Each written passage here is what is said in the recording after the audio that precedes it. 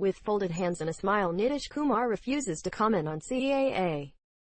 Bihar Chief Minister Nitish Kumar on Wednesday refused to comment on the Citizenship Amendment Act, urging journalists not to ask him questions on the assembly, and after that there is no need for stretching things further. Auspicious Makar Sankranti Day on issues about which people may have different opinions that may lead to squabbles.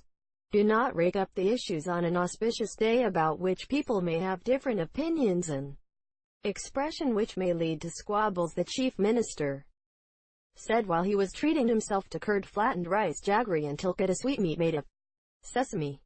Mr. Kumar on Monday had said a countrywide implementation of National Register of Citizens was needless and had no justification. The Chief Minister was flanked by top leaders of the NDA, and seated next to him was his deputy and senior BJP leader Sushil Kumar Modi.